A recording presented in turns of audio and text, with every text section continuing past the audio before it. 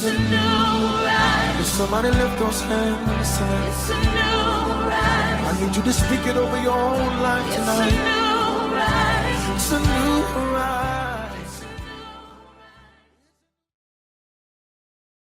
Hello, hello, hello. It's Megan here for the Propel Deep Dive, and I am thrilled to have you here with us today. This is mid-month for December, and we're working our way to Christmas, and we're so thrilled to have our guest today, Aurea McGarry. But before I introduce you to Aurea, I'd just like to share a little bit about the Propel Deep Dive, the Propel program, and the Propel community. Several years ago, I sold an asset purchase of my luxury day and medical spa, and this was the third seven-figure business that I built since I was probably 40 years of age, and I guess it was. And I built them, started, scaled, and sustained. You can too. So I knew it was time for me to share information with you, how you can start, scale, and sustain a business. With that, we had started a podcast and live back in 20 called Unique Leaders Live. So I transitioned it over to the Propel Deep Dive. It's the same concept where I interview guests that you will see yourself in, their stories. Everyone has a story, and you too can propel your business and life. And then from there, the Propel community evolved with events that I've been doing and daily programs and blogs and so forth. So with that, I really welcome you and invite you to join us in the Propel community. And what's really cool about it is that not only is everything what I just said, but so much more. And one is the archives of all of the Propel deep dives. So you can go there at any time, go back to the beginning of the Propel deep dives, but you can also go to YouTube to the Megan DiMartino Propel page and find all of them, as well as the Unique Leaders, which go back to 2020. Oh my goodness. So there's so many compelling stories and individuals that share their world with you to help you start, scale, and sustain and propel the business and life of your dreams. So without further ado, I'd like to introduce to you my dear friend and guest today, Aurea McGarry. Hello, my love. Hi, beautiful. How are you today? Happy holidays. I'm so good. I'm so good. And I'm so blessed to have you here, Aurea. Really, I mean it sincerely. You know, I was, had you on my, yes, marry me. Good girl. Good girl. 'Tis the season to be light. And that is fabulous. I love it. You know, I had you on my list for January, and someone moved, and I said, you know what? I want this beauty and this light to be shining in. Really, honestly, that's what the Holy Spirit said they invite you to join me in mid-December here. So I'm so thrilled you're here. Thank you. So, Aurea, My favorite time of year. Okay. And we have so many exciting things coming for 2025. So with that said, let's go back to young Aurea. Where did you grow up, and a little bit about you, a thumbnail sketch, and then on to what brought you to today, that our guests can see, you know, that essence of you. Oh, well, I think I was born a survivor. You know, I always say that I think all of us have that survivor in us. Mm-hmm. And we all end up places by choices we make and by circumstances. And whether we're surrounded by positivity or negativity can impact it. But I was born and raised in New York City. My mom was a cosmopolitan model, and my dad was a Greek tycoon, multi-millionaire. You know, we had everything we could ever want being in New York City and the high life. And it was wonderful. And I was actually a figure skater with Dorothy Hamill when I was a child. We went to Lake Placid every summer. So I was living the high life until my dad was murdered by the mafia when I was 15. So that's when my survivor skills kind of kicked in, and you really realize how strong you are when you get dipped in the hot water, right? Yes. And so fast forward, you know, life has always been a series of choices and going through obstacles, and we just have to learn how to bounce back. We need to learn how to be problem solvers. But my dream as a little girl was to be a rich and famous actress.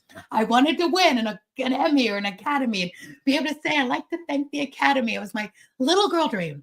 But life takes twists and turns. my dream did come true, but completely different than I could ever imagine. And that's why I love giving women especially hope, because your little girl dreams can still come true, but just might look a little different.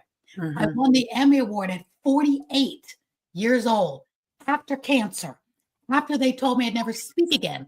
And I create my own talk show and win it for talk show host. And I was supposed to be able to talk. And for women, we always think we're too old after 40 or 50 or 60. And I'm here to tell you, you're not. You're just beginning. And just don't give up on your dreams. Just be willing to let them maybe look a little different. And you know what?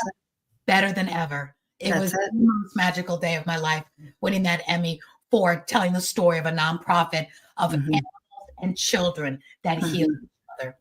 So, first off, we know each other, and I think I knew about New York City and your father and all of that. But, listening to you again,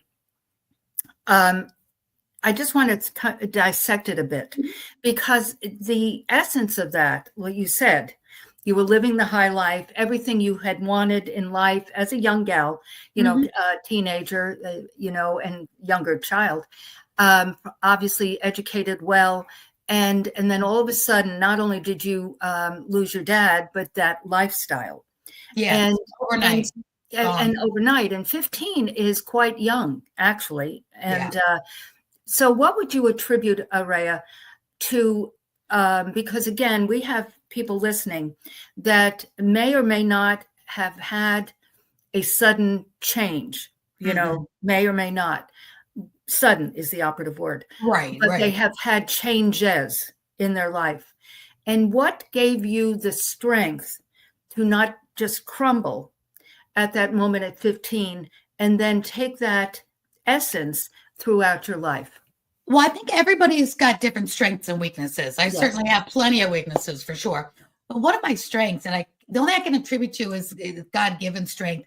When things happen to me, and this has been ongoing, because I was trying to pinpoint this many years ago, how I had this bounce back ability. But one of my strengths is when things happen to me, and that wasn't the last of sudden changes. I escaped domestic violence and lost my mom to cancer abruptly. I mean, things happen. And what I've noticed, hindsight, is I have this characteristic inside me that when things happen, I immediately go into survivor mode. I'm a problem solver.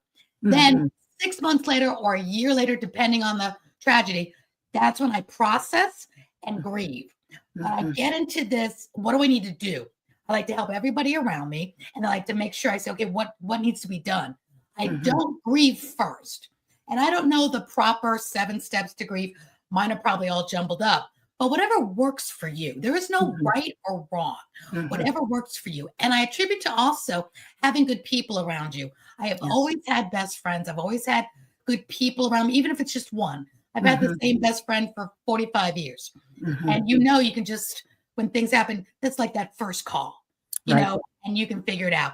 So because I problem solve first and grieve later, that has worked well for me. But again, there's no right or wrong. If you have to grieve first, that's fine. We just have to know we will go through stuff in life. None of us get out of life. That you can take to the bank. That you can take to the bank. Yes. But that's have good people around you. Even if you're one good friend. Yes. Yes. But I love that. And problem solve first. But again, people might use a different term, but go within and just give it to God or however. But it's about, you don't have to figure it out by yourself. And that's where a team of people come into your play. But it's so important not to do life alone. Yes. And I think we all have that ability inside us when, like, that was a big change. Like, when I lose my dog, that's horrible, and I grieve, and it's sad. But when I lost my dad, like, everything was changing at once. Your lifestyle, the school you go to, where you live, everything was going crazy. And at that moment is when I said, I need to be strong for my mom. I need to know what's next. We need to kind of get situated. And that's why I didn't grieve my dad till like 6 months, a year later, because there was so much upheaval. It wasn't just something that was happening where you lose somebody, everything was changing. So that's when I think we all have that inside us. Just grab people around you, say, let's problem solve, help me. And don't be afraid to ask for help. And women, we kind of like don't do that a lot because we always are the caregiver and want to help everybody else. But please take those moments to say, I need help. Amen. You cannot do it alone. You just cannot.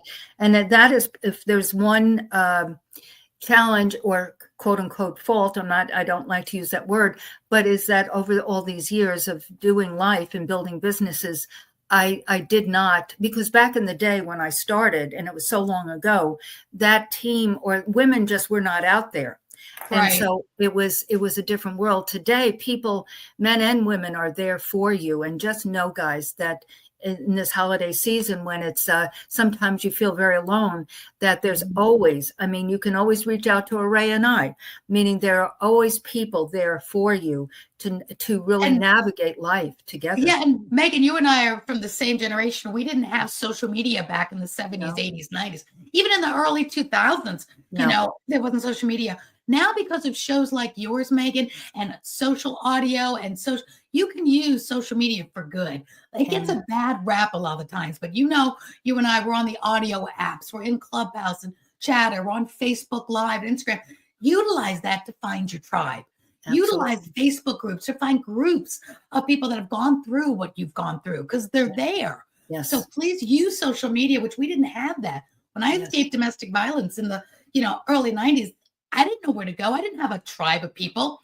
And thank God I had my mom at the time. But, if I didn't have my mom to navigate me through it, I'd probably almost still be in there today because I wouldn't have known where to go or who to lean on. Yes. So use social media to your advantage. It is. That's a great tip. Or not just a tip, but suggestion to know that it really is there for us to connect. It really is a connection. Yeah, use it for good. Use it for good. Good people out there like you, Megan. So then, as life evolved, and you're like you said, you had this dream of being an actress, and but also getting your your Academy Award. So, how would you say? You just mentioned social media, and of course, we met on a social app called Clubhouse. Now, how important would you say to craft, not just to connect, but to craft your next step? Do you feel that social media is a tool, or is it just, it's gotten so noisy and crowded? What do you think of it today from building a business? I love it. You can't build a business these days without having some kind of social media, even if it's just a website. But you have to be there because people these days expect to see you on social media. They want to go to Instagram because you can put anything on your website. Everybody can look pretty on a website. Right. But people do look for reviews. They look at Yelp. They look at Google reviews. We just do, especially if you have a higher ticket, maybe coaching service or product or something where you have to relate to people. But if you have a product, people want to know, do you have good customer service? And they know you're going to say good things. They know your website's going to be exactly what you want, but they're going to, it's kind of like habit now. We want to see, do you have a good return policy? Do you, does your product break, or does it do what it's supposed to do? It's habit now. So you have to have social media. Now, we don't have to spend our lives on every single one of them all day long. Right. One or two where you really dive into, like some people love TikTok. TikTok shop's going crazy. It's not just dancing anymore for the teeny boppers. No. It's really good business over there. You may not like TikTok. Well, where are you leaning in? Is it Facebook? Is it LinkedIn? Is it Instagram? You've got to be somewhere. And if it's not you, somebody on your team, somehow, some way, you've got to show up. You don't have to show up 300 times a day, but you've got to be there and then set your standard. I show up 3 times a week with tips, or I show up once a week or once a day. Again, the more you show up, the better, but you can be very successful with whatever you're able to give to it. I personally, Megan, I think you might agree with me. My best ROI, bar none, over any of the social media platforms has been the audio apps. Clubhouse, Chatter, LinkedIn audio have been such a way for me to relate to people, because when I talk and I explain and I share my insights, people gravitate to me that need what I have to offer.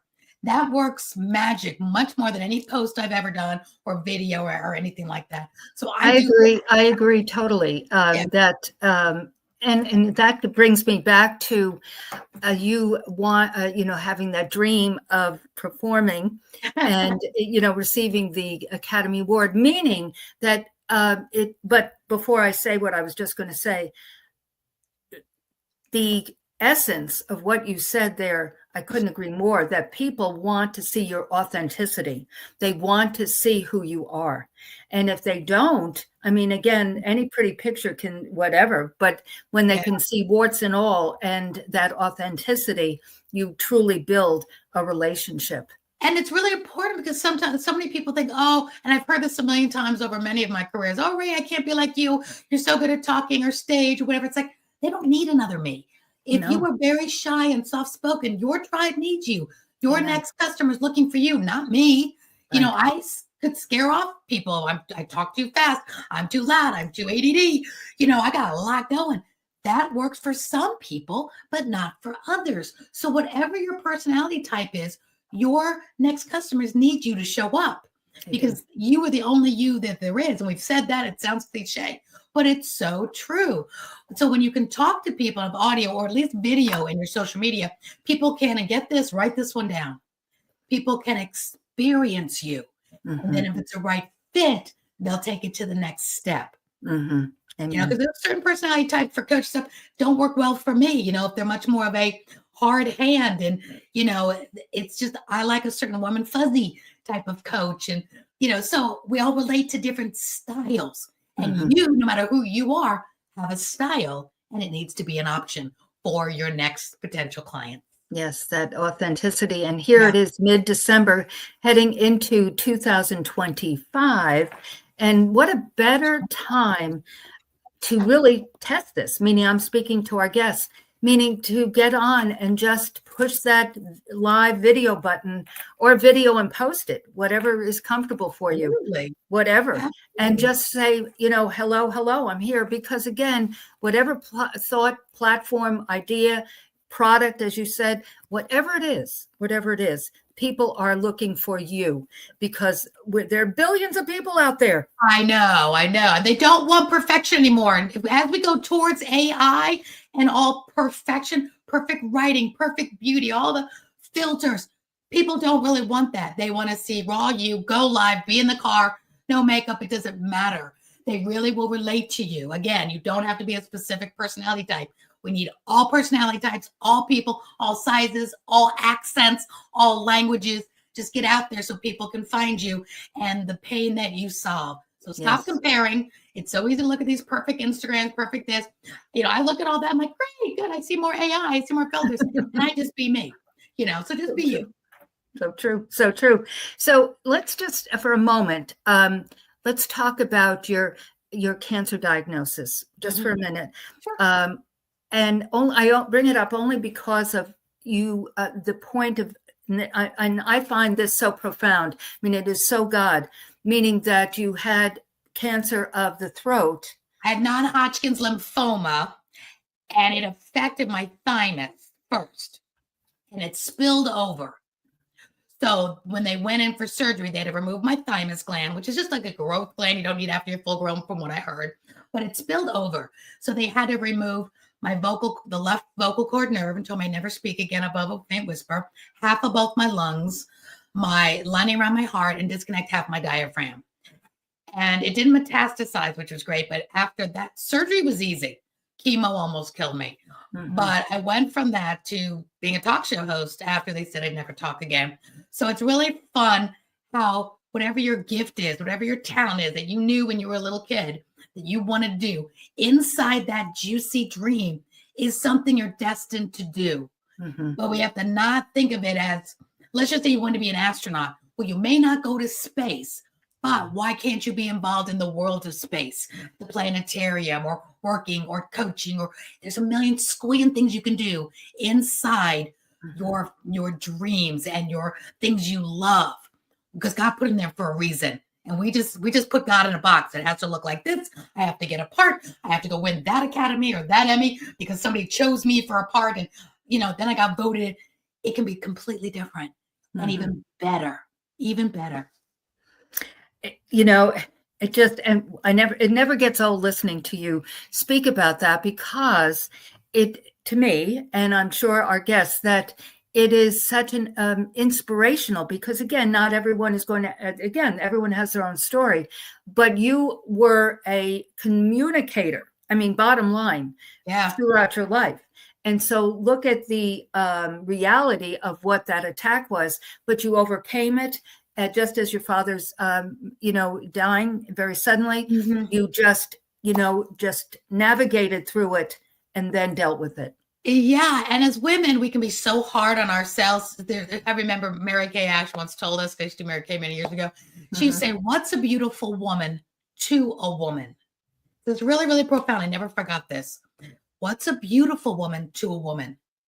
It's everything she's not. We always look at other women. She's so much better. She's so much taller. She's got blue eyes. You've got brown eyes. She's got big boobs. You got small boobs. It's like whatever they are, you think that's better. And it's not. Because when I did the talk show, I could not have sounded where I used to be a singer. I used to be a beautiful alto singer. After surgery, I could barely talk. I sounded like a tracheotomy. I did not let the shortcomings of how I sounded stop me from saying, I want to tell good stories. I want to be a talk show, be the spotlight for nonprofits, tell their stories. I didn't worry about, I didn't sound beautiful anymore. Right. I still have days where I sound like, I have a cold or something. I don't. It just kind of has good days and bad days. But I used to sound really bad, to the point, ladies and gentlemen, on my YouTube for one of the shows, I won a Silver Telly and a Davy for the Ron Clark Academy. Somebody put in the comments, this is back in 2009, you sound like a chicken. I didn't let that stop me, because I wasn't there to sound beautiful. I was there because I was telling great stories about other people. That was my calling. So don't let the naysayers or the haters tell you, oh, you can't do that. You're too old. You're too this. Seriously, I had gained weight from the steroids. So I wasn't a size 5. I had lost my hair again. So I was half bald 1 week before my first show, slapped on a wig, and I still sounded like a chicken. What else should I have not done? I certainly wasn't 22 anymore. I was 48 when I won the Emmy Award, my little girl dream. Everything that could have gone against me in the superficial was against me. That wasn't my goal or my purpose. My purpose is much bigger, much stronger. I am going to tell these stories about good people making the world a better place. It became my dream, not being an actress, being a role, being Aurea McGarry, telling great stories. So when you know there's something you want to do, go do it. Embrace all the things that are going against you and you're not supposed to, because great, because God and you will get the glory for it even more. You're not supposed to be able to do it. So go for it. Amen. And, here is, we'll kind of wind this down because I know you have another appointment with it. And, the holiday season is so busy, but I just want to leave with this. If you, like Aurea just said, if you don't have a family, if you don't have any place to go, if you don't have any centrifugal force this holiday season, that doesn't mean this is the last season, meaning it's one. But think out of the box, meaning next year it will be different. So it's that hope, it's that possibility. It's about stepping into what is, what you just said. And make the day and the season full of light and love, because you said someone made a comment about you're sounding like a chicken. Well, kindness is free, and it's free. And so next time you see somebody getting it, whatever it is, be kind. So what would you share? Room at the top. Huh? There's room at the top for everyone. Amen. So how would you like to share with our guests, just a thought about the season itself and Christmas itself? Well, I think as I've aged and gotten older, I stopped thinking of the year in like these segments, like, oh, it's New Year's Eve, it's time to make a change.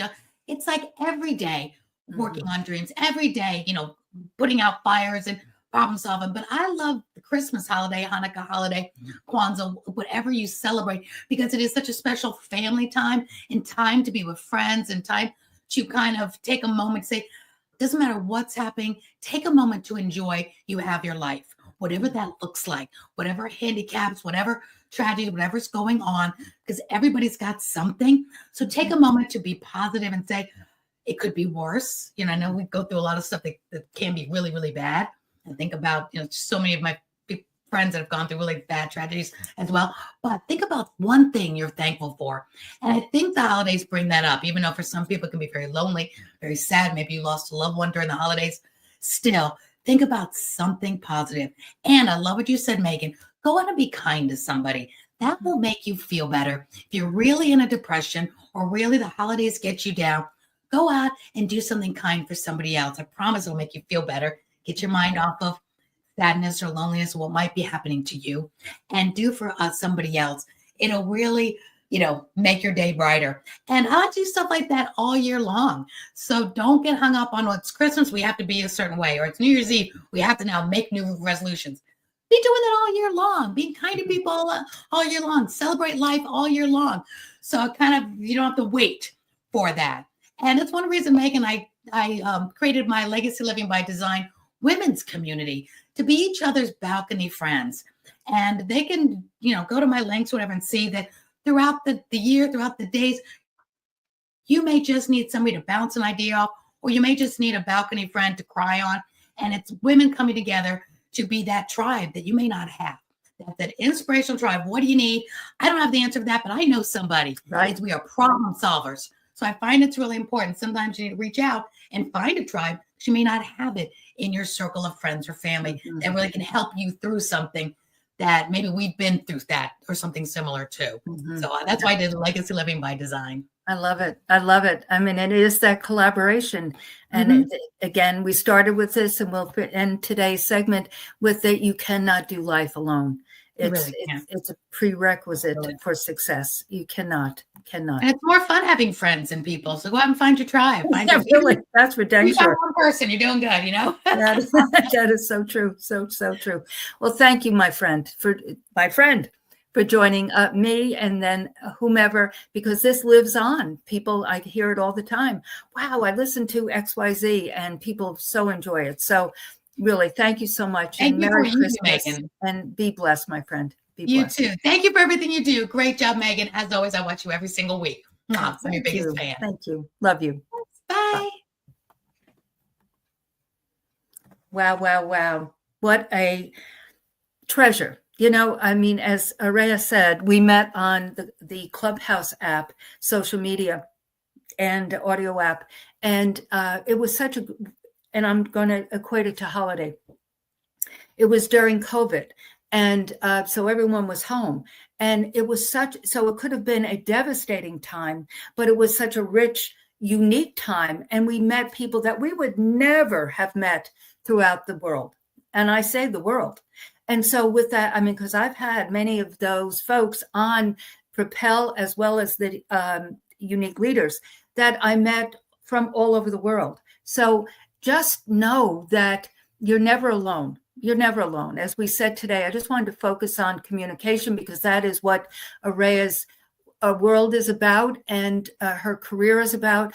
And I wanted you to see that, again, you're never alone. We're always together. You can go to propel.megandimartino.com/info, which has all of everything, my book, Hope and Possibilities, Just Over the Horizon. It's never too early or too late to create the life of your dreams. By the way, this week is my 18th anniversary of my marriage to Paul Matthew Tyler. It was on Monday, the 9th.